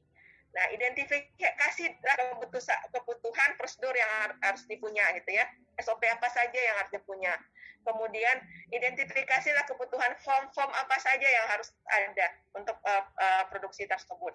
Nah, ini jadi menyiapkan bangunan, menyiapkan dokumentasi sehingga butuh penerapan cara produksi pangan olahan yang baik. Nah, setelah ini selesai, dokumen yang sudah ada, Bapak Ibu sudah denah bangunan, di tempat produksinya sudah siap, barulah Bapak Ibu masuk ke registrasi CPPOB melalui sertifikasi ya, tadi sertifikasi Badan POM, jadi melalui CPPOB. Nah, Bapak Ibu buka akun, dapat username dan password, kemudian diupload data-datanya, kemudian memperoleh sertifikat pemenuhan komitmen atau pemenuhan standar CPPOB. Nah, setelah itu, setelah dapat sertifikat tersebut, baru masuk ke registrasi pangan olahan. Buka akun, dapat username dan password, upload data registrasi. Nah, sekarang layout seperti apa sih Bapak Ibu? Bapak Ibu jangan, sebenarnya memang yang diinginkan adalah pabrik mini. Tapi dengan luasan 14 meter persegi, 16 meter persegi, atau 10 meter persegi itu sudah memungkinkan. Tapi hal itu harus tergantung kepada kapasitas produksi Bapak Ibu sekalian. Jadi intinya kapasitas produksinya besar ya otomatis memerlukan ruangan yang lebih besar. Kalau kapasitas produksinya kecil ya bisa menggunakan ruangan yang lebih kecil. Nah, jenis produknya banyak, boleh aja dijadwal. Dijadwal misalnya Senin Selasa untuk frozen food, kemudian Rabu Kamis untuk produk apa, cookies. Yang penting adalah proses pembersihannya seperti apa sehingga tidak terjadi kontaminasi. Dibedakan harinya Bapak Ibu. Nah, contoh-contoh layout ya, saya akan lebih ke contoh layout. Ini contohnya. Misalnya seperti ini, dia punya ruangan gudang di luar. Nah, ini dia punya ruangan misalnya 4x3. Sini dibangunlah sedikit ruang ganti. Di ruang ganti ini nanti ada wastafel, cuci tangan, Bapak Ibu ya. Nah, ganti baju untuk ruang kerja. Masa pandemi, saya sering sekali ngomong seperti ini. Masa pandemi ini mengajarkan banyak. Apa yang dilakukan orang-orang ketika masuk rumah, harus cuci tangan, disemprot sana-sini, diganti baju dulu sebelum masuk ke rumah, atau ketika baru masuk rumah. Nah, itu sama analognya ketika masuk ruang produksi. Bagaimana nanti tidak apa yang kita pakai dari luar ini tidak mengkontaminasi ke proses produksi. Jadi ada ruang ganti dulu Bapak Ibu. Maaf. Ada ruang ganti dulu. Ruang ganti ini mengganti pakaian kerjanya, mencuci tangan ya. Dan kemudian masuklah nih ke ruangan produksi ya. Masuklah ke ruangan produksi. Ruang produksinya ada satu ruangan, nggak masalah. Kemudian tadinya di ruangan ini, misalnya ini kamar. Di kamar itu tadinya ada kamar mandi. Nah, kamar mandi ini klosetnya ditutup, dicabut itu klosetnya. Kalau kloset duduk dicabut, kalau klosetnya jongkok ditutup ya. Nah, itu dijadikan ruangan cuci dan simpan alat ya, yang kamar mandi. Jadi memang tidak boleh ada kamar mandi di dalam ruang produksi, tapi dijadikan ruang cuci dan simpan alat. Nah, di sini meja-meja, mulai timbang, pencampuran, sampai packing ya. Nah, bagaimana? Ini kan tadi masuk orang melalui ruang ganti. Untuk karyawan, untuk barangnya sendiri masuk pakai apa? Pakai pastok. Nanti saya akan minta rekan saya, Irfan, nanti disiapin video Irfan ya. Ya, Ibu Irfan. Baik, Bu. Ya, nanti Bapak Ibu panitia mohon dibukakan untuk share screen-nya juga Pak Irfan ya. Nanti ada contoh-contoh video bagaimana ruang produksi ya, Bapak Ibu sekalian. Nah, di sini barang keluar masuknya melalui pastok ini. Nah, ini bahan baku masuk sini, misalnya gas. Nah, di sini alat yang dipakai di sini memang harus dicuci di sini, Bapak Ibu sekalian. Tidak boleh keluar lagi, tidak boleh dipakai lagi untuk dapur rumah tinggal ya. Nah, ini gudang ada di luar ya, gudang. Nanti dibikin area bahan baku, bahan kemas, produk jadi. Atau contoh lainnya seperti ini. Nah, gini juga ya, dia nggak punya area untuk gudang, dia cuma satu ruangan. Terus di ruangnya ini seperti ini, biasanya ada rumah nih, rumah tuh kamar depan, di samping rumah itu ada kamar mandi ya Bapak Ibu. Nah, kamar mandi itu yang disulap jadi ruangan ganti, karena sudah ada tempat pembuangan cuci tangan di situ, saluran air. Nah, di situ wastafelnya, nanti dikasih rak untuk loker karyawan, untuk naruh baju bersih, keranjang baju kotor, dan sebagainya. Nah, masuk ke ruang produksi. Nah, saya nggak punya area lagi untuk gudang, Bapak Bu. Ya, boleh, silakan ada di dalam ruangan produksi. Ada berupa lemari. Lemarinya ada 3 pintu. Pintu pertama untuk bahan baku, pintu kedua untuk bahan kemas, dan pintu ketiga untuk produk jadi. Ini boleh di dalam ruangan produksi. Nah, sementara untuk keluar masuk barang berupa pasbok ini ya, pasbok. Kalau bisa ada ruang antara barang lebih bagus, tapi kalau bisanya cuma pasbok ya silakan. Nanti kita coba lihat seperti apa yang ruang antara barang, seperti apa yang pasbok. Nah, di sini meja. Nah, di sini ada ruang cuci simpan alat lagi ya, untuk alat produksi. Jadi alat yang dipakai untuk produksi di sini tidak boleh keluar masuk lagi. Hanya dicuci di sini dan ditiriskan di sini Bapak Ibu ya. Nanti diberi label bersih dan sebagainya. Nah, jadi ini dia punya cuma satu kamar misalnya ya. Jadi ruang gantinya dibuat nih, disekat sedikit untuk jadi ruang ganti, ditambahin wastafel, kemudian di sini ada rak-rak ya, nanti untuk baju kerja, baju bersih, kemudian untuk baju kotor. Kemudian untuk penyimpanan produk nggak punya gudang, adanya lemari, silahkan. Lemarinya tapi terpisah ya, untuk bahan baku, bahan kemas, produk jadi. Atau tidak punya lemari, hanya berupa area di dalam ruang produksi, silahkan. Tapi dikasih palet Bapak Ibu sekalian, ini area untuk bahan baku, area untuk bahan kemas, itu area produk jadi. Atau berupa rak ya, jadi raknya itu nanti rak besi misalnya, atau rak apa, jadi raknya itu ada bagian atas untuk bahan baku, bawah untuk bahan kemas, tengah ya yang di bawah untuk produk jadi. Ini mulai ya, nimbang, pencampuran, mixing, pengemasan, selesai produk dikeluarkan lagi melalui pasbok. Nah, kemudian ini, kenapa ada area cuci simpan alat? Dia nggak punya nih di sini, jadi berupa area saja untuk cuci simpan alat di dalam ruang produksi. Silahkan bisa. Apakah boleh Bu seluasnya cuma segini? Bisa. Tergantung kapasitas produksi. Lagi-lagi saya berbicara kapasitas produksi. Jika kapasitas produksinya besar, ruangan kecil tidak memungkinkan, karena nanti akan terjadi kontaminasi silang di situ, Bapak Ibu sekalian. Nah, ini hampir sama ya. Ini ruang ganti, pasbok, timbang, nih area cuci simpan alatnya di sini.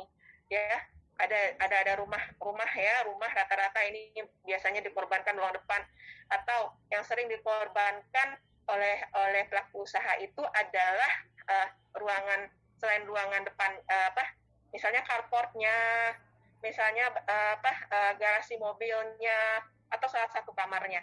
Nah, ini udah paten ke tempat produksi, nggak bisa lagi digunakan untuk dapur rumah tinggal dan sebagainya di sini. Jadi satu ruangannya benar-benar sudah untuk menjadi tempat produksi. Dan ini di rumah tinggal, boleh. Nah, nih tadi PSB yang saya bilang, sekarang izin penerapan PPOB, masuknya ke sertifikasi ya. Jadi tadinya kami melihat ruang produksi ini alurnya sudah sesuai, Bapak Ibu dokumentasi kami lihat ada benar dokumentasinya karena ada pemeriksaan sarana sebelumnya. Nah sekarang kita tidak turun lagi nih untuk produk-produk yang risiko menengah rendah, kita sudah nggak turun nih ke lapangan. Bapak Ibu menyiapkan semuanya, tinggal di-upload di sertifikasi. Tapi alurnya ini sudah selesai, Bapak Ibu siapkan dokumentasi, sudah disiapkan. Nah di sini bentuk kejujuran Bapak Ibu sekalian. Nah jangan sampai nanti yang di-upload itu ternyata dokumen orang lain. Nanti akan terlihat. Kenapa? Karena setelah sertifikasinya keluar, dalam waktu maksimal 1 tahun, kami sudah harus audit kesalahan Bapak Ibu, namanya audit surveillance, ya, untuk memastikan apakah data yang Bapak Ibu masukkan tadi, apalagi Bapak Ibu sudah mempunyai izin edar, sudah sesuai. Nah, sini kalau seandainya tidak sesuai, berarti ini pelaku usahanya nggak komit ini, sudah ada dusta di antara kita, misalnya ya, tidak jujur di awal, misalnya. Makanya sekarang ini, karena percepatan perizinan, percepatan pelayanan publik, semua diserahkan kepada komitmen pelaku usahanya sendiri. Jadi komitmennya lah untuk jujur, untuk menerapkan cara produksi pangan olahan yang baik. Pelaku usaha lah menyiapkan semuanya. Jadi kami hanya percaya berdasarkan dokumen yang Bapak Ibu berikan. Itu untuk yang risiko. Nanti kita lihat lagi untuk risikonya Bapak Ibu ya. Nah, ini tadi izin penerapan. Nah, ini dia. Untuk industri besar itu baik risiko rendah, sedang, tinggi itu full audit ya, full audit. Nah, tanda tangannya kepala badan nanti untuk skala industri besar. Skala industri besar itu dengan modal dengan peraturan yang terbaru besar modalnya di atas 10 miliar ya. Nah, penandatangannya nanti sertifikasi PPOB-nya ini adalah kepala badan POM. Untuk skala usaha menengah, risiko produknya rendah, sedang, itu full audit juga, full audit ya. Nah, kemudian untuk tinggi atau program manajemen risiko, tanda tangannya deputi. Untuk usaha skala menengah ini 5 sampai 10 miliar. Untuk mikro kecil itu untuk risiko produknya rendah, sedang, itu penilaian mandiri. Jadi penilaian mandiri, kalau sedang penilaian mandiri pemenuhan standar. Kalau rendah pemenuhan komitmen Bapak Ibu sekalian. Tetapi kalau risikonya tinggi produknya ada PMR bertahap Bapak Ibu. Penandatangannya adalah nanti PMR deputi. Kalau untuk yang penilaian mandiri, yang pemenuhan standar ini dan komitmen itu, yang tanda tangan adalah Kepala Balai Besar POM. Jadi ini di skala usaha ini di luar tanah dan bangunan ya Bapak Ibu ya.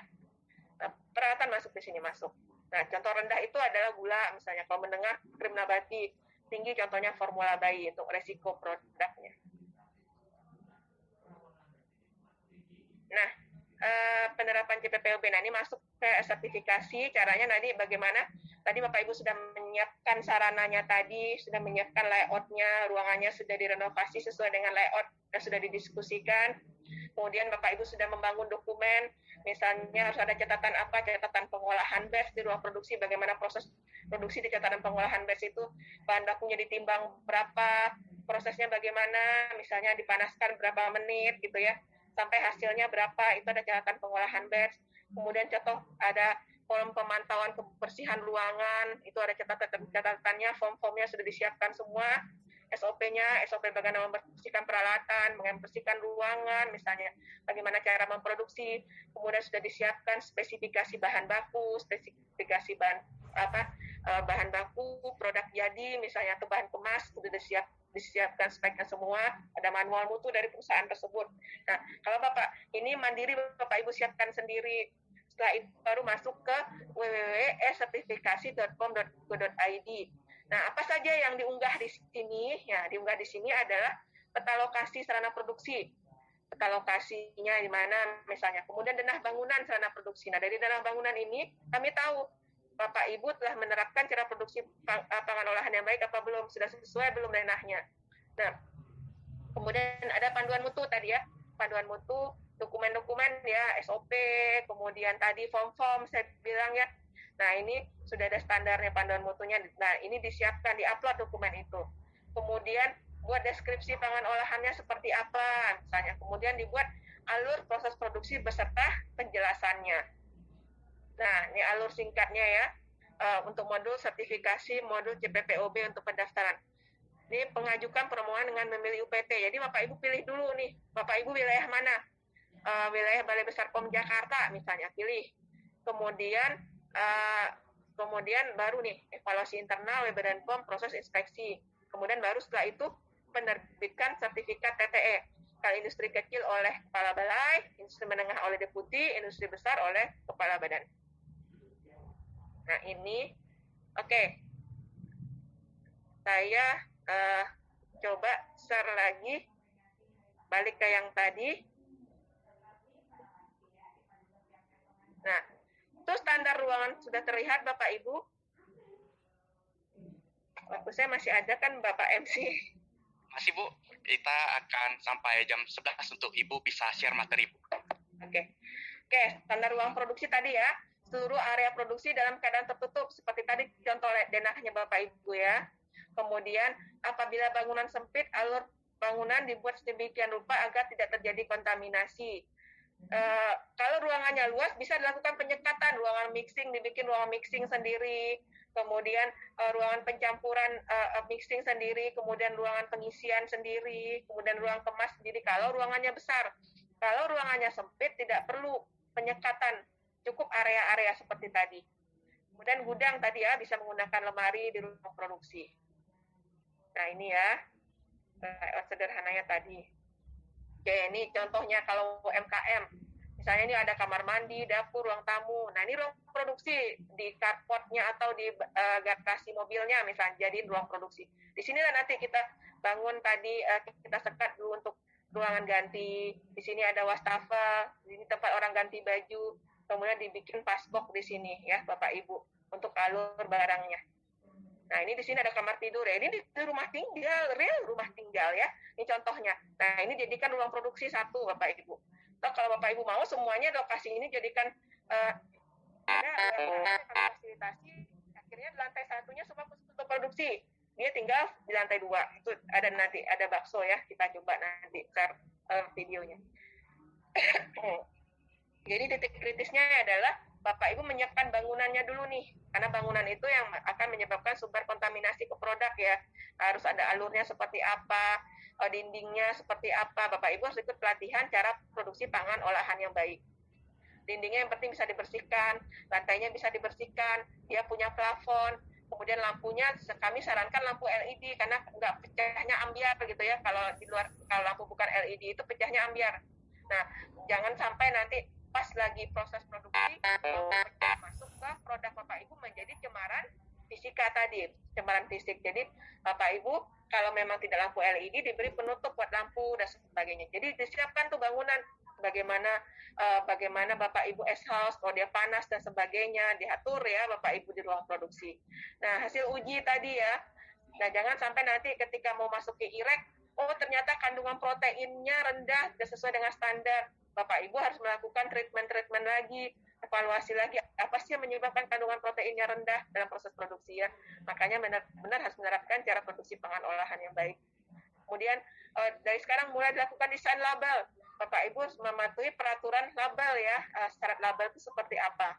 Nah, label yang baik itu ada 7 minimal sampai 9 ya, harus ada nama produk, kemudian komposisi, kode produksi, tanggal expired, nama produsen dan alamat produsen, misalnya keterangan halal dan sebagainya. Nah, kemudian ada keterangan klaim yang mendukung dan sebagainya. Itu ada yang harus di bagian utama label, Bapak Ibu baca di peraturan label.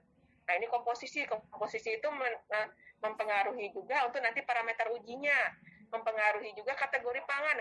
Kategori pangan tentu mempengaruhi ke hasil uji, ke parameter uji untuk hasil ujinya. Nah, oke. Sebelum saya masuk ke layanan publik Balai Besar POM di Jakarta. Nah, tadi kita masuk ke kategori produk. Kategori produk. Oke, saya sudah terlihat Bapak Ibu. Sudah Bu? Terlihat kan? Sudah Bu. Belum full screen tapi ya. Oh iya, benar. Saya memang lagi nyari.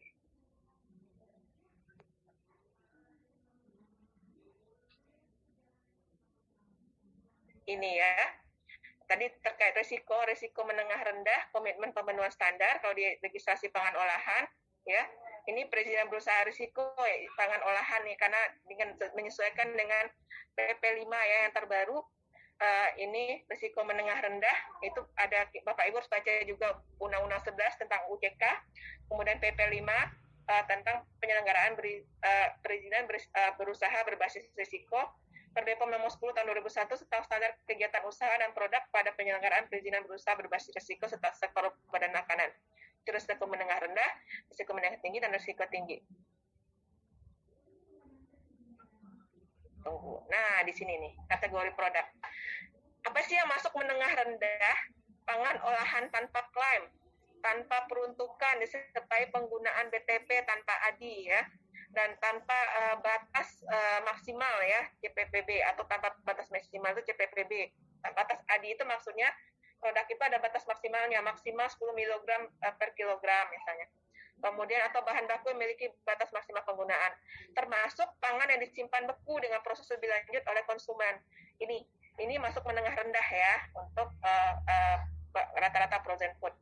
Tetapi ketika Bapak Ibu sudah menambahkan bahan tambahan pangan yang dengan ADI ada angka maksimalnya, itu tidak masuk lagi risikonya menengah rendah, masuknya sudah ke risiko tinggi.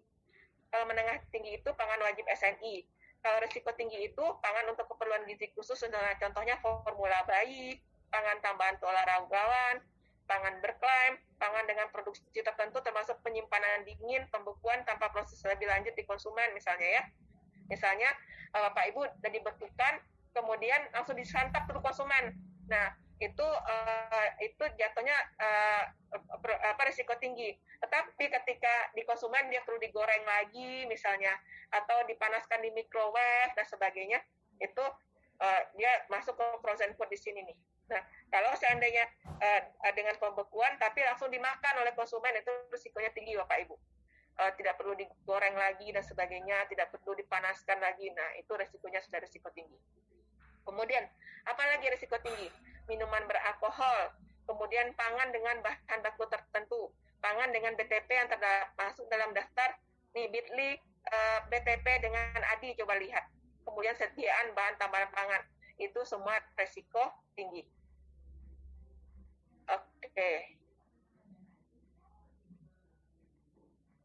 Oke, Bapak Ibu untuk saya Irfan tolong di-share video Van contoh ruangan produksi yang 3 Van.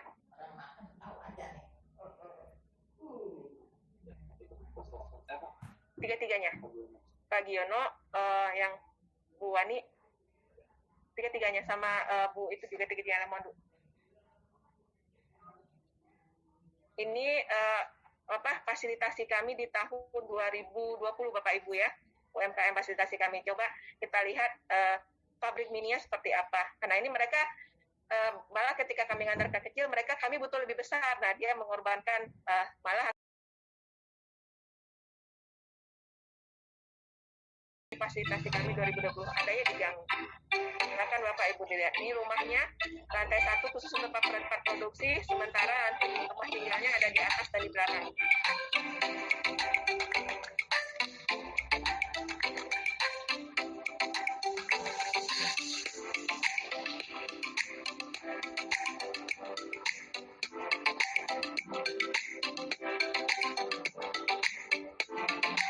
Nah, di sini ya. Di sini dia ada macam kantor mininya ya, itu daratan dan sebagainya, ruang tunggu ya. Nah,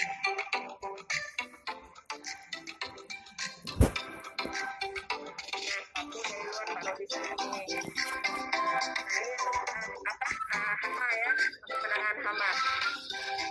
Ini ada ruangan dia, satu kamarnya dijadikan gudang ya, penyimpanan bahan baku misalnya. Itu ada gudang. Ada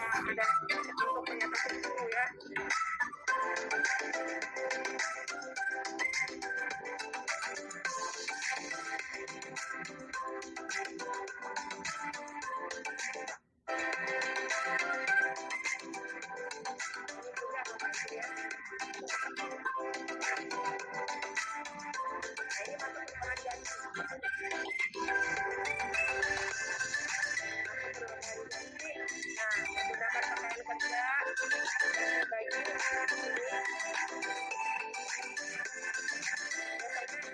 karena pemiliknya mau ganti untuk sebenarnya Bapak. Nah, dilapisi ini ruang gantinya. Nah, cuci tangan. Menggunakan sepatu kerja. Nah, dia bakso ya, agak rawan panas, makanya pakai sepatu kos. Tapi kalau bukan yang rawan panas banget, itu tidak pakai sepatu kos seperti ini. Karena dia takut ketimpaan karyawannya panas, ya karena ada penyusutan. Nah, ini saya kasih baju juga dikasih ya. Baik. Nah, ini dicelupkan ya, dicelupkan untuk disinfektannya ya. Nah, kita masuk nah itu juga ruang penggilingan ya. Kita mulai penggilingannya.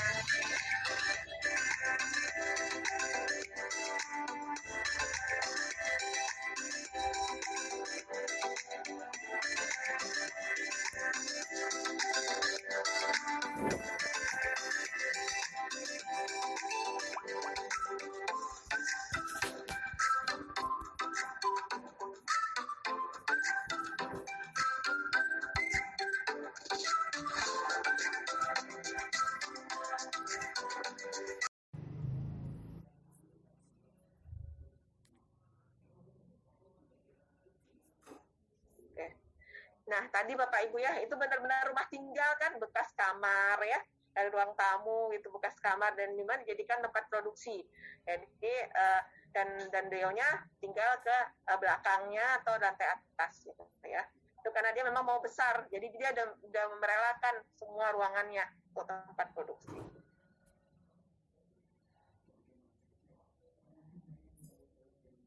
Nah ini besar ini, kalau Lemondu ini besar karena satu area di lantai atas dibuat tempat produksi, mana benar-benar menjadi pabrik mini. Ini untuk minuman ya, ini fasilitasi kami tahun 2020, Bapak Ibu sekalian. Nah, ini Bapak Ibu ya, cuci tangannya di sini karena nggak mungkin kan ada saluran air di ruang ganti, dia cuci tangan di luar. Kemudian nanti di ruang gantinya disediakan hand sanitizer.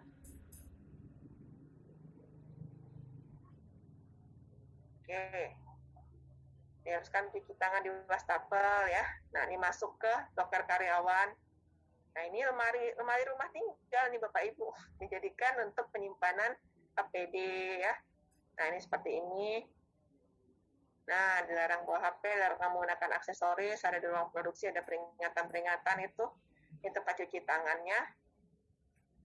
Ya, dia menggunakan konsep ruang antara orang. Ada konsep ruang antara orang masuk. Oke, ini ruang produksinya, Bapak Ibu sekalian. Nah, ini ruang timbang, ya. Ya, dia minuman direbus ya, lemon, madu itu. Nah, ini timbangannya ya, timbang. Ini perebusannya di sini, peralatannya dimasukkan. Oke, ini ruang cuci simpan alatnya.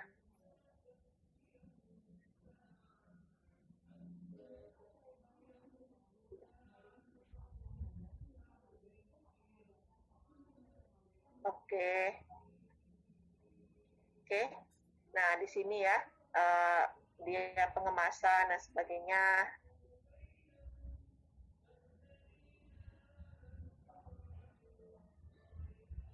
Ada tulisan dilarang mengunyah, dilarang makanan minum. Oke, nah ini ya, area untuk ruang produksinya. Ini ruang cuci alat tadi. Di sana dibuat penirisan penyimpanan alat bersih. Bapak Ibu sekalian.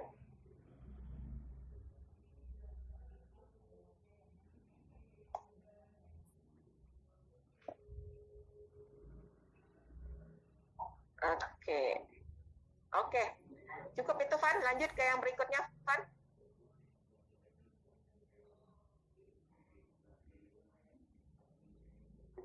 Yang itu, yang Bu Wani. Oke.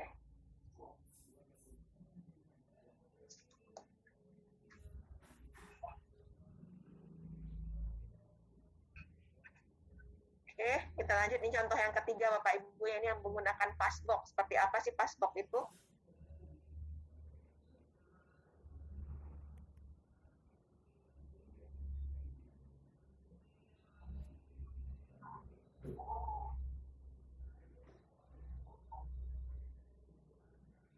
Ya, ini dibangun di luar. Ini luasannya juga cukup kecil Bapak Ibu sekalian. Ini UMKM 2020. Nah, ini yang namanya passbox nih. Ini barang masuk di sini nih, bahan baku masuk ke ruang produksi. Nah, itu passbox. Bapak Ibu ya, ada 2 pintu. Pintu dari dalam, pintu dari luar. Nah, harusnya nih karena lagi video aja. Harusnya ketika di dalam dibuka, di luar ini ditutup Bapak Ibu ya. Nah, itu yang namanya passbox Bapak Ibu ya. Bisa di bawah, bisa di tengah, bisa di atas. Bahannya yang penting tidak harus stainless, yang penting tidak mengkontaminasi produk. Nah, ini ruang ganti ya. Ada kaca, kenapa kaca? Biar bisa melihat nih apakah penampilannya sudah memakai penutup kepala, apakah sudah memakai masker, dan apakah sudah memakai pakaian kerja dengan benar. Nah, ini Bapak Ibu sekalian.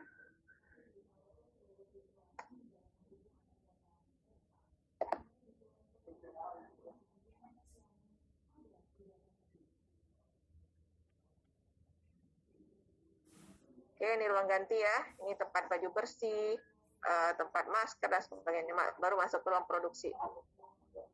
Nah, masuk ke ruangan produksi. Oke, ini tempat penyimpanan mesinnya, dilarang makan minum. Nah, ini cuma satu ruangan ini Bapak Ibu, ruang produksinya. Ya, ini tempat sampah tertutup di ruang produksi. Oke, nah ini ya. Mixingnya di sini ya. Tuh tadi passbox-nya tuh yang di bawah tadi Bapak Ibu sekalian. Ini produk jadinya. Nah, ini passbox tadi ya. Nah, nanti kalau ngeluarin produk lewat sini lagi. Ini area cuci alat. Jadi dia nggak punya ruangan khusus. Area cuci alat ini dalam ruangan ini juga satu. Peralatan produksi. Nah, ini di sini ada penirisnya. Penirisnya ya, untuk nyimpan peralatan ya. Pengemasan primer ya di dalam. Nah, ini gudangnya, ini udah di luar ruang produksi nih. Itu bahan bakunya, karena ini jus ya.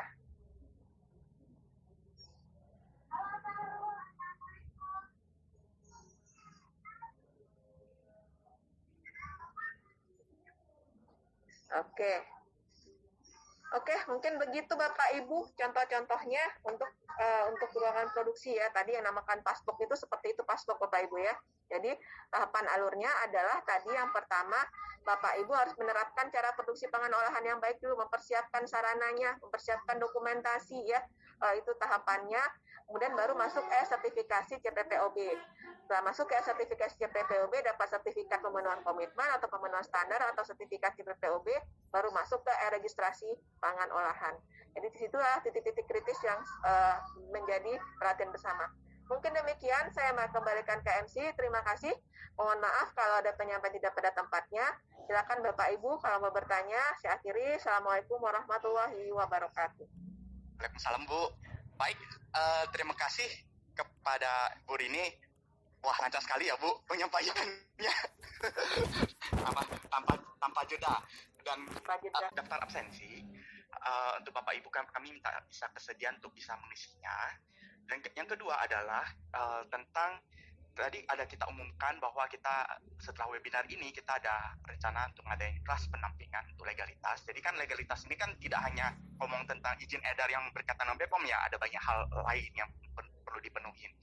Oleh karena itu untuk agar kami bisa mempersiapkan kelas pendampingan, kami minta untuk kepada Bapak Ibu yang memang berminat untuk mengisi kelas pendampingan, mengikuti kelas pendampingan dapat mengisi link pendataannya.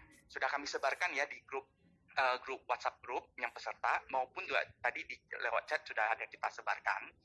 Dan kemudian ini sedikit terkait sesi tanya jawab ya, Bu. Jadi agar ibunya tidak kebingungan ya. Jadi kami mohon maaf untuk kepada para peserta yang raise hand. Untuk sesi tanya jawab kita melalui chat grup ya. Ya dikalikan. Baik Bu, berarti berdasarkan komposisi ya Bu ya. Jadi kalau berdasarkan produk harian ya produk. Karena udah beda komposisi, berarti udah beda produk. Jadi kemungkinan parameter ujinya juga sudah beda. Karena ada tambahan coklat, kalau coklatnya kemungkinan ada mikroba patogennya apa, misalnya kalau stroberi kemungkinannya apa, cemaran logamnya seperti apa. Karena berbeda aja, salah satu komposisinya bisa mempengaruhi parameter uji, mempengaruhi kategori pangan sehingga ya parameter ujinya. Baik Bu. Baik, pertanyaan kedua ya Bu. Nah, ya. Untuk produk non makanan, apakah harus ada izin BPOM? Bila harus, apakah tempat produksinya bisa satu rumah dengan tempat tinggal? Produk non makanannya apa nih contohnya? Kosmetik misalnya? Ya, kosmetik Bu. Misalnya. Kosmetik. Kalau mau kosmetik itu lebih ini lagi dari pangan, dia harus menerapkan cara pembuatan kosmetika yang baik. Dan itu kosmetika itu izinnya udah ke izin industri. Jadi saya ya silakan aja kalau memang di wilayah tersebut diizinkan berproduksi oleh Pemda setempat. Jadi kalau kosmetik lebih rigid lagi, memang harus ada ruang ganti, harus ada ruang antara orang gitu ya. Tempat produksinya nggak bisa lost kayak tadi. Jadi ruang mixing, apalagi kalau kosmetik ada yang serbuknya dari satu ruangan ya, lebih rigid lagi persyaratannya kalau untuk kosmetika. Baik. Berarti ternyata produk untuk yang non makanan itu mesti lihat produknya lagi ya Bu ya, kategorinya. Yeah. Kira-kira mau mana yang bisa satu rumah dengan tempat tinggal, mana yang mungkin agak sulit ya Bu ya. Ya, harus pintu yang terpisah itu dari rumah tinggal. Oke. Baik. Dan ini pertanyaan ketiga Bu, ya. Kalau untuk madu, baik langsung dijual ataupun diolah dulu, apakah harus izin edar Bu? Kalau yang sudah diolah harus izin edar. Kalau madu murni itu jatuhnya izin edarnya izin edar juga jatuhnya Pak, tapi izin edarnya ke KKP Kementerian Pertanian tadi, ya. Madu tadi. Tapi kalau dia sudah diolah, izin edarnya bisa PIRT, bisa MD, tergantung tadi apakah dia memang produksi dapur rumah tinggal atau sudah tempat produksi khusus. Berarti kalau tempat produksinya sudah khusus itu ke MD ya nantinya, karena dia kategori bukan UMKM lagi misalnya. Baik Bu. Dan pertanyaan keempat Bu, yaitu makanan frozen seperti risol, siomay, empek-empek, dimsum, cilok, dan sebagainya, perlu izin yang mana Bu? Ya tadi, izin edar tadi Bapak Ibu yang saya paparkan, ada kategori pangannya apa ya, olahan unggas dan sebagainya, kayak pempek tadi saya, itu memang harus izin edarnya MD. Tidak bisa PIRT karena di frozen food. Baik Bu, dan ini ada pertanyaan yang kelima ya Bu. Dan kalau untuk produk kemasan, baik makanan dan minuman yang tahan lebih dari 7 hari, dan apakah wajib punya izin BPOM? Ya, intinya umur simpan di atas 7 hari itu wajib izin edar. Tapi apakah bisa PIRT atau MD tidak tadi? Yang bisa PIRT, kalau Bapak Ibu mau MD, boleh semua produk MD gitu ya. Tapi kalau Bapak Ibu maunya PIRT, tadi yang boleh PIRT adalah sesuai dengan Per BPOM 22 tahun 2018 tadi.